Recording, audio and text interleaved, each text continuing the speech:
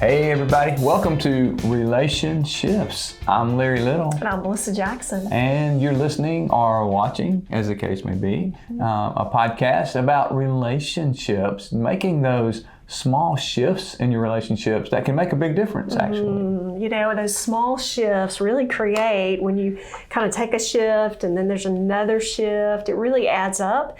And it can really adjust and change dynamics in a relationship. It can grow you as a person, grow the relationship. Little shifts. Little shifts. That's right. Important. That's right.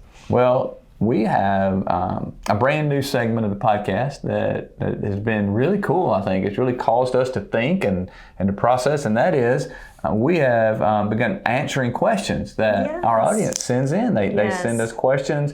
We try to answer those, and it's been pretty cool. I've enjoyed that. I have too. And we have a really good one starting off even today. I got to ask you a question before we start off. Okay. Because, these questions are important. Here's a question for you. Okay. Are you ready? Mm-hmm. Someone wants to know, anonymously. I don't know who it might be, okay? Someone. So here we sit. We, as we are recording this, are in the Sweet 16 level of our March Madness basketball. Sweet right now. I happen to know one of us sitting at this table is diligent about writing out her bracket and putting it down on paper and following it, and that person is not me. So that would be you. Mm-hmm. So with your research and all that you've done, who are you going for? Who do you think is going to win it? Ultimately, well, as Robin, I set that up for you. Several different angles of this. I do have a couple of angles, and I just, the heart can just get the best of me, and so I'm plugging, and you got to go a little bit at the time, Larry. So if you will afford me, I don't really want to answer that question because I just don't want to answer that question right Well, here's the thing. Here's what people need to know. Robin, our producer, is a strong camel in our world. So we had a company-wide, I sent out brackets, and we all filled out a bracket. And then there's Robin, who fills out 4 brackets. She has an AI bracket, a stats bracket. She has a heart bracket, and it's just gut, just what her guts. Yeah, and I like that. I like it. Different angles. And guess what? She's right now in the standings. One of those brackets, I don't even know which one. I think she's like got the top 2 or 3. I don't know. But of her bracket. So congratulations to that. I tried that. I really did. I tried that thing. You filled out 4? I know, of course, but I did fill out. Maybe I filled out 3. I don't know, but I went through and tried to fill them out just quick. Then I tried to do, but mine kept coming out the same because my heart kept getting in the way, and every time I kept the same winner. I'm not gonna say who. But and there listen, could be we're plugging along. Let's just plug along. You don't want me to say it, do you? Just plug along. I'm not gonna say who I'm pulling for. Let's just do our best. One game at a time. Well, if they watch the last podcast, right, or they could tell who we're really all pulling for. But don't jinx it, is what you're saying. I don't. Yeah. Okay. That's where we were headed, and I just want us to one game at a time. Fair enough. All right. Friday night. Then we'll do our questions. How about that? Okay. Let's get to it. Let's get to it. Let's do our question. War Eagle. Okay. So our first question, the question we're going to ask. I really like this question because I think there's thought behind this question. And then I think there's heart behind this question too. So I think that it's a very provoking question. There's just a lot of reality around this question. So here we go. The question is, why do I always feel like I'm making compromises in my relationships? So, wow. Tremendous question. Great question. And the first thing that I want to say is that, I know that's hard. I know that's painful to feel like you're the one compromising. You have to do the compromising in all of your relationships. That's difficult. That's a hard place to be. But I think I'd say just take just a minute and create some awareness around it. And what I mean by that is ask yourself, if I'm compromising, now I'm talking about the relationships that are important here. We're gonna make an assumption that we're dealing with important, significant relationships in this person's life, right? What are the other people investing in that relationship? Are you doing all the compromising, or are they compromising as well? It's kind of so you're breaking it down to really look at Are you the only one doing the compromising? Because we know compromising has to take place. But if somebody feels like the scale is definitely, out weighted. That's right. Then that's an unhealthy relationship. We all, every relationship that is healthy, both people have to give. And if it's a really important relationship, like in your inner circle, it's not like you give 50 and I give. We both give 100. We both give to each other. But if it's out of balance and you're the only one giving and the other person's not giving, that's a very unhealthy. It's unhealthy for you and it's unhealthy for them because they're not having to put any skin in the game. They're not investing in something that's important to them, which sends a really bad message, and it's just toxic. So, are the other people that you're in a relationship, maybe the one, maybe the other person, maybe the other two people, whatever your significant relationships are, do you see them compromising? Do you see them giving? That's the first thing, right? I think next is, if you determine that they are or they're not, let's say they're not, you're going to have to set some boundaries. Right? I think the boundaries are, I'm willing to do this. And that means maybe having some hard conversation. Maybe, once I'm aware and I need to, so then I'm going to have to do some communicating and setting boundaries together. So creating some awareness to the other person that, hey, this is going that's on. It. That's how I'm feeling. This is what I'm thinking. This is what I'm finding that I'm doing. Want to make the other person aware too. That's it. Okay. And to do that might mean you need to start doing some things or stop doing some things. You might need to check yourself.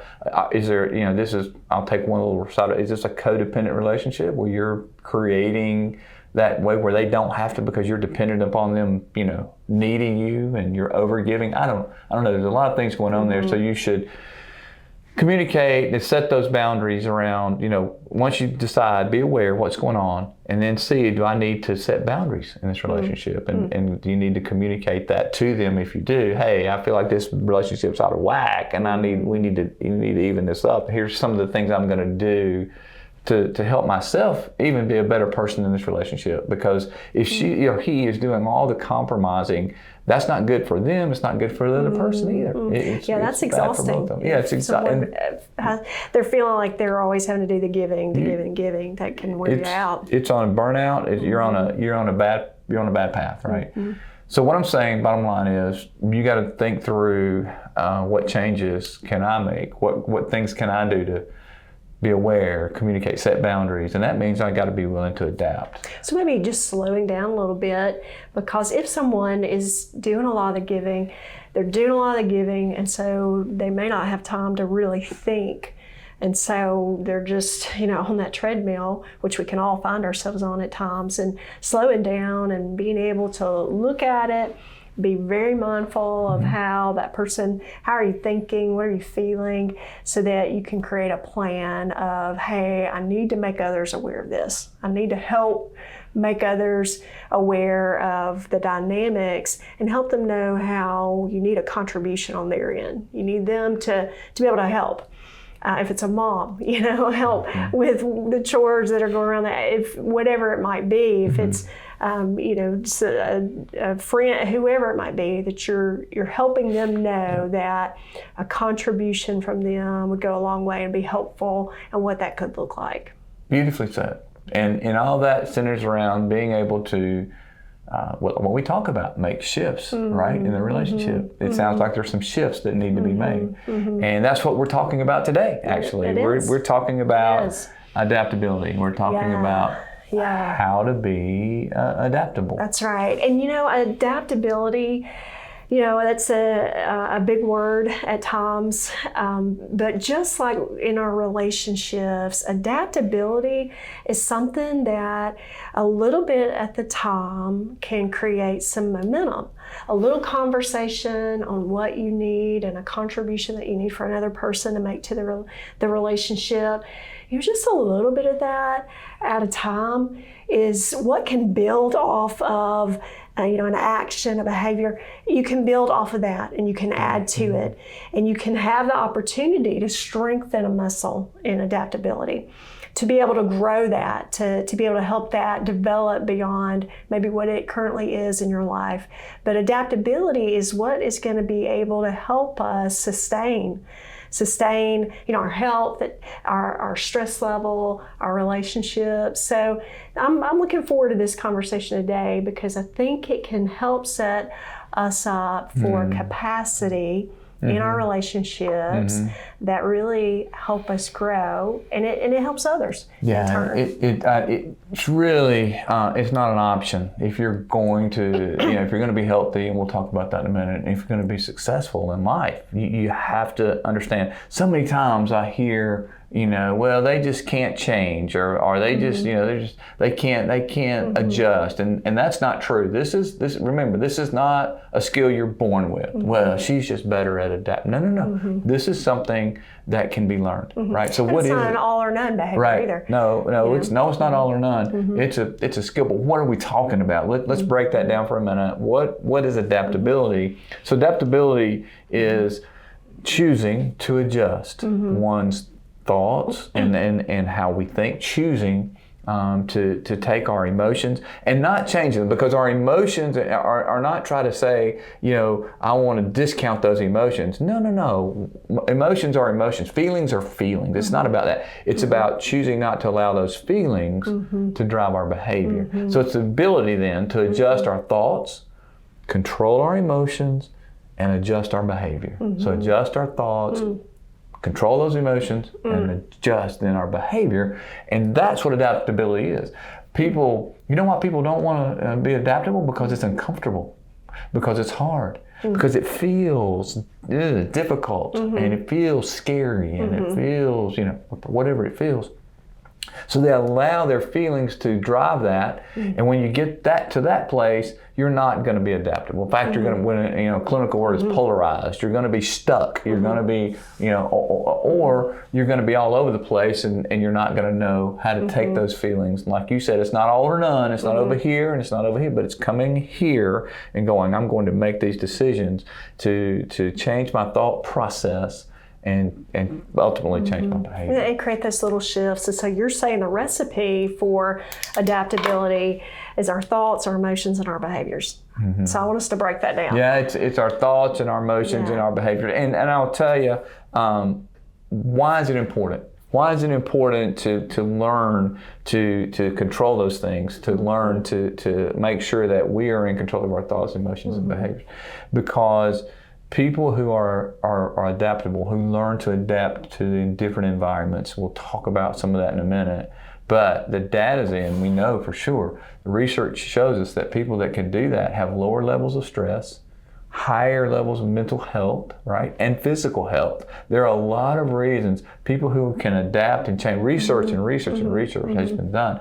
Those who can adapt to their environment, those who can adapt to crisis and things that they can't control, those who can adapt to the changes that come in life, just the normal aging process, are healthier. Emotionally, physically, mentally. So and they're more successful, and they have more joy. They're more fulfilled in life. So this is important, right? This is I think it's really important for us to hang out here and talk about how. And the good news: how do we become adaptable? We can. This is a skill we can learn. So there's a new term as you think about your thoughts. We're breaking it down: thoughts, feelings, behaviors. You break that down. There's a new term out. I don't know how new, but as new as we were doing our research and looking, it's called not EQ, but AQ, Adaptability Quotient. And I thought that was kind of a cool way to put it. I like that, yeah. What is your AQ? So let's talk about that for just a minute, and help me let's think through the thought process for a minute of how do we change our thoughts? What does that look like? As you were talking, I was thinking about, the boundary piece of what do we do with our thoughts. All of us are wired for different ways of thinking. We learn in different ways. I'm a visual learner. I have to write down my bracket after I love it. So that's part of the way that I learn, which contributes to part of the way that I think. And different people have different complexities in the way that they process things, the angles that they look at. So our thoughts, it's important for us to be able to manage our thoughts. You talked about that, managing our thoughts. Well, being able to manage, I go back to years ago in school that a professor told me about putting a fence around your thoughts.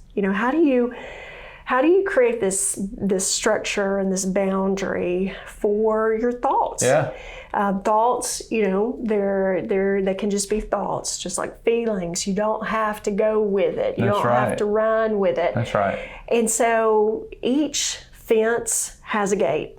Yeah. And you get to choose how you're going to allow those in and how you're going to allow those to stay. And so you become the gatekeeper of your thoughts. And so if your thoughts are in, your fence, you're the gatekeeper. You're choosing when you open that gate and let it out, when you close the gate and keep it in. What do you do with that?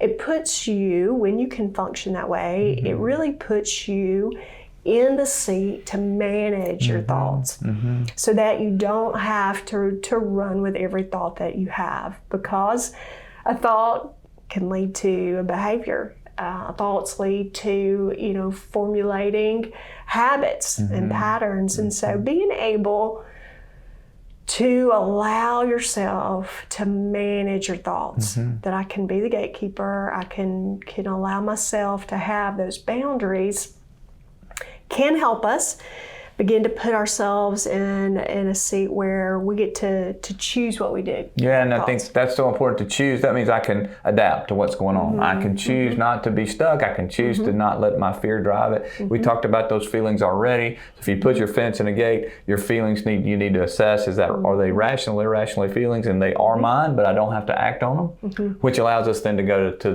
the behavior piece, which is to move forward in times of change, move forward in times of crisis, move forward in times of uncertainty. And it's so important because data tells us too that, in fact, a study was done some years ago, but it said, it was in 2017, it said by the time that kids who are in elementary school, by the time they enter the labor market, 65% of the jobs that were currently available would no longer exist. And I think about that, and boy, I think that's true. Think about how many things in your life have changed since you were a child. I'm on the very end of the boomers, and then starting the Gen Xers. So in my world, we have totally changed. I remember one time I was in a meeting and I held up this curly cord that's stretchy, and I held that up and it had two little ends, and I said, "What is this?" And I was in a room with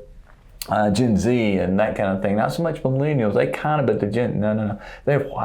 And it was a telephone cord. And for those of you that don't know, telephones used to be, they used to have a cord. You could only, your privacy wasn't anything about walking around, and your privacy was only as far as the cord went. I remember going down the hall, talking to my girlfriend, trying to hold the cord or whatever. And but that has changed dramatically. Now we have computers that we carry with us everywhere we go. Well, you remember we used to put, in our cars, we had cassettes, but then you had CD players in your car. You remember you'd put a CD in, and and then you had them on your computer. You could put it.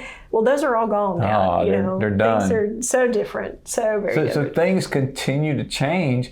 And how we view those change, your thought, your gate, is really important, because and we'll talk about it in just a minute, but if we choose to embrace that and be curious and learn about it, man, it's still hard.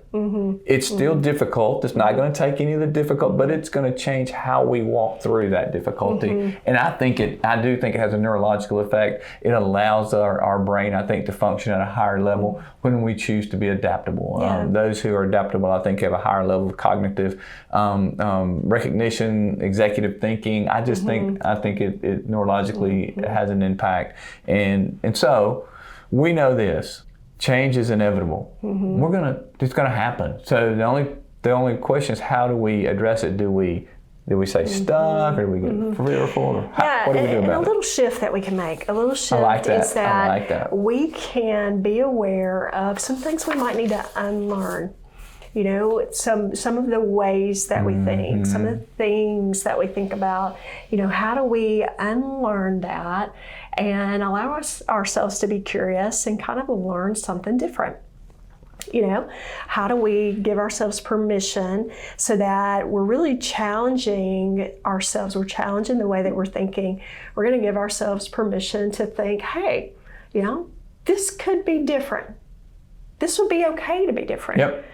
I could actually learn to do this, and it may even benefit me. It may even help me. You know, I call it being a lifelong learner. You know, continuing to learn more things, and that might mean unlearning what I've learned before, right? But it's lifelong. I always say, I want to stop learning the day I take my last breath, right? And if we have that mindset, I think it helps us to embrace change in a positive manner, in which, you know, we get a choice. We can embrace it with a negative. We can embrace it with positivity. You could say, well, I don't feel positive. It doesn't matter. You choose your gate. You choose to say, I'm going to have a positive thought about it.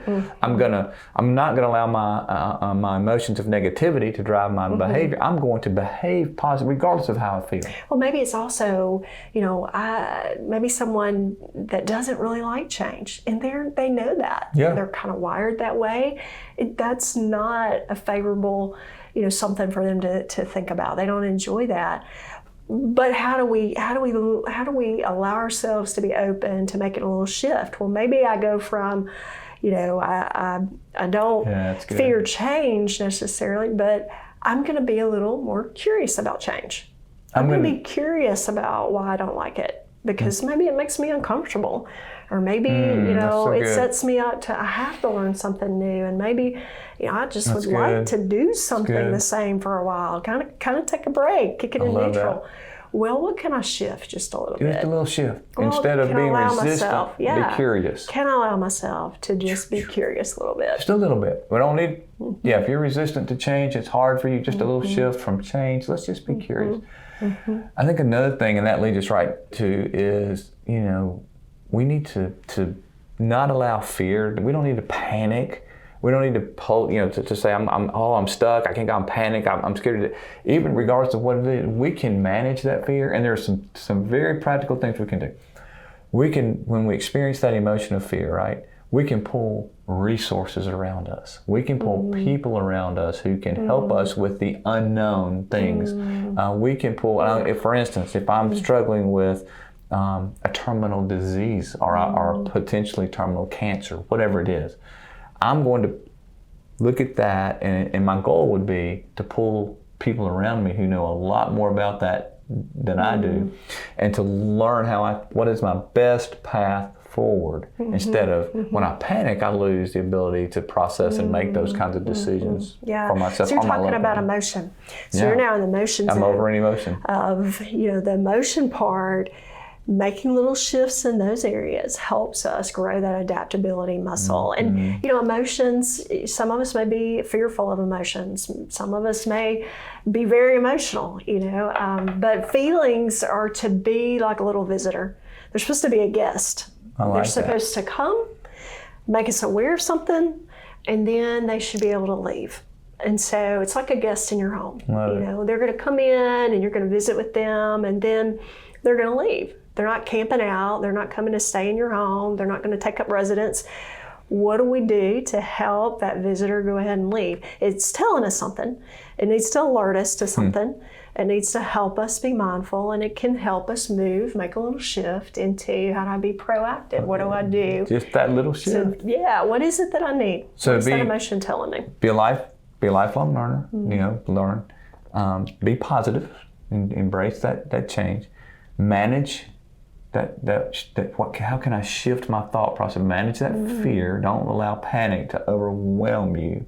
And let it just be a visitor. Let it tell you something. What is panic telling me? What is it telling me? That's so good. Is it telling me that is so good. I'm scared, I'm concerned, I'm overwhelmed. That is so good. Being able to break that down so that you can really look at and be aware of what that truly is. So then you can decide what you want to do with it. And all this stuff is, it takes energy. It takes time. So good. But again, some little shifts can help us. So as we close this thing out, I want to ask you, because you've done just a great job of helping us around these little shifts that we can make, and that how can we choose to be more adaptable? Well, we can choose to be lifelong learners, be positive, man. Let it be a visitor. But there's one more thing I want you to speak to, because if we think about this, and yes, I'm going to do this, but we don't follow through, then we've accomplished nothing. So if we know some of these tips to do, but we're not doing it,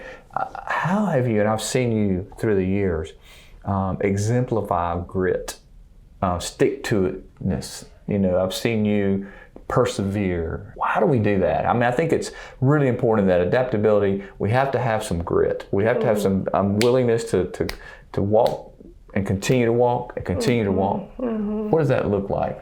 Give us some of your secrets. Well, listen, you have so much and can speak to grit in such a eloquent way. But grit comes from just getting in there and trying to center your thoughts, get your thoughts where they need to be. Trying to help your emotion to have some boundaries on those emotions, and then doing what's in front of you, the next right thing, the next thing, just getting in there and moving forward. And it comes from failure. It comes from getting it a little right. Grit comes from, hey, I got that one. And then I messed up again. So grit is not about getting it right. Grit, if you think about, the sand the shell, where pearl is developed, it's grit. It's what's going on in that process. And so, also giving yourself some grace, being able to, back up and look at, where am I? Being aware, what am I going to do about this? How am I going to take steps? And how am I going to do that over and over again? I love it. How am I going to be willing to grow and to step out there? It looks different for every personality. Grit has a different face, a different scene for each of the personalities. Well, you've just threw out a topic for another podcast, right? How different personalities deal with grit. That's right. It's great information. This is amazing. So you wanna be, you want to have your stress levels lower. You wanna have the ability to have a more fulfilling life. You want to have better relationships. Make those little shifts that you're talking about. Learn to shift. Learn to be adaptable. Learn to not allow those irrational thoughts and feelings to drive your behavior, but instead be a lifelong learner. Look at change in a positive way. Manage your fear. Don't panic. Be curious, right? And then have grit. Have that stick-to-itiveness. If we do that, those are the characteristics of being adaptable, of being able to kind of shift. And it's time now to shift to the most important segment of this podcast. Are you ready? We are about to have, and they ask for it, they clamor for it, they beg for it, and so we've got to give it to them, right? We need to do it. It's the dad joke segment, and I've got a good one for you guys today. Are you a little scared? You should be. I am always a little nervous, but you kind of have gotten used to it. So I'm just gonna. It comes and it goes. You just have to grit. Grit. Here we go. Did you hear about the man who fell into an upholstery machine? Did you hear about the man who fell into an upholstery machine? Upholstery, for those, our Gen Zs may not know, that's what you put on, it covers furniture, that kind of thing, an upholstery machine. All right, did you hear he fell into an upholstery machine? I didn't hear. Well, it's okay. He's fully recovered. I get the head shake from Robin. I know I've done a good job with my joke. Hey, thank you for laughing with us. We hope that we've given you some help today as we think about our relationships and those relationships that will make a big difference in your life.